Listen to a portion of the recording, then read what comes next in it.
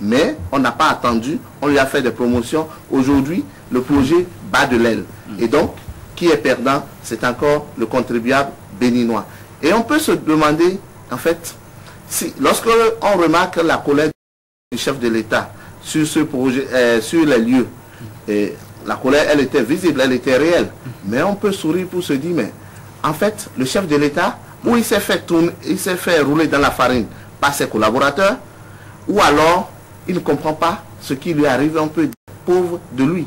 Parce que sa volonté de vouloir faire que nécessairement ce projet aboutisse, où il disait à l'entrepreneur, voici, j'ai besoin que ça soit fait dans les délais, que si je me suis plaint au secrétaire d'État américain, mais tout cela, les précautions de départ ont-elles été respectées par les cadres béninois? C'est là où on peut trouver que non, les précautions n'ont pas été respectées par les cadres béninois et le gouvernement en lui-même n'est pas exempt de toute responsabilité parce que il est resté sourd et aveugle aux interpellations de bonne foi et récriminations justes.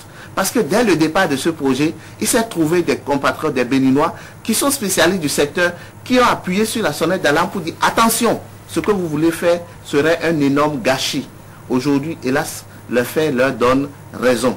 Et donc, n'avoir pas prêté foi à ces récriminations en son temps et qu'aujourd'hui le chef de l'État se retrouve avec un projet dont il n'est pas sûr qu'il puisse aboutir alors que le projet devait venir en peu de temps pour diminuer les souffrances des Béninois. Aujourd'hui, ce n'est plus possible parce que vous avez vu un an après l'échéance, le projet n'est même pas encore terminé alors qu'ailleurs, on a vu dans quelle période de temps ça a été conduit, ces genres de projet. En 9 mois, les livraisons ont été faites ailleurs. Chez nous, des années après, ce n'est pas possible. Même un an après l'échéance du terme normal, ce n'est pas fait.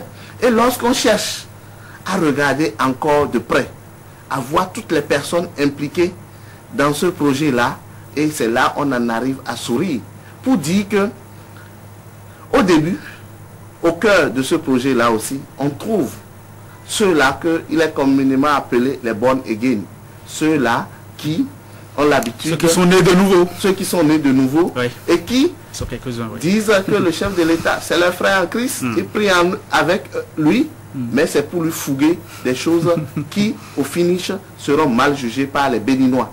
Parce que aujourd'hui, le résultat, il est là. Ce projet-là, si on ne sait pas s'y prendre, sera un éléphant blanc. Et s'il advenait que ce n'était pas un éléphant blanc, pour le faire tourner à plein régime, il faut qu'on vienne nous dire d'où va venir le gaz. Parce que nous ne sommes quand même pas la Géorgie qui se permet de se servir sur le gaz russe traversant son territoire. Ce n'est pas parce que le gazoduc va passer par le Bénin que nous avons la possibilité de nous servir comme nous l'entendons. Le géant nigérien ne nous a pas fait. Ça ne nous appartient pas. Ouais. Pour le moment, nous avons des accords pour 20 mégas et le reste, on attend de voir. Oui. Mais il faut que le ministre puisse monter au créneau parce que, encore une fois, on pourra dire à son niveau que la critique est très facile, mais là est difficile.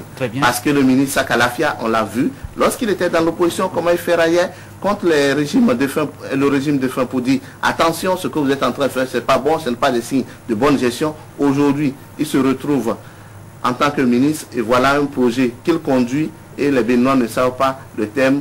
Et sa seule réponse aux inquiétudes du chef de l'État, c'est pour nous dire que oui, il y a des pénalités de retard. Est-ce que c'est de ça qu'il s'agit aujourd'hui avec tous ces milliards engloutis dans ce projet? Oui, on peut d'ores et déjà retenir que ce sera de toute façon un joli gâchis et il faut nous trouver les coupables. Il faut retrouver les coupables. Mais pour finir avec vous, Malik Seydou-Gomina, on a compris, l'entreprise américaine ne risque pas grand-chose alors qu'il y a eu des allées et venues du chef de l'État.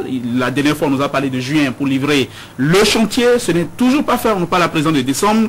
Est-ce qu'on ne peut pas conclure un peu à la vacuité de la colère, non, de la parole du président de la République? Pas nécessairement à la vacuité. On peut dire que la colère du chef de l'État, même si elle est saine, elle est tardive. Il lui fallut que, dès le départ, le régime s'ouvre et accepte les interpellations de bonne foi et les récriminations justes des citoyens qui s'inquiétaient et que cette colère aurait eu tout son sens. Aujourd'hui, elle est tardive parce que le gâchis est là. C'est le contribuable qui trinque. Très bien. Au quartier, on dit ça d'une façon encore plus simple, un bel aphorisme, médecin après la mort. malheureusement. C'était ça. Ou médecin pendant l'agonie. Merci pendant l'agonie. Malick Gomina, merci. Merci infiniment. On se retrouve demain mercredi. Bonne journée. Merci beaucoup.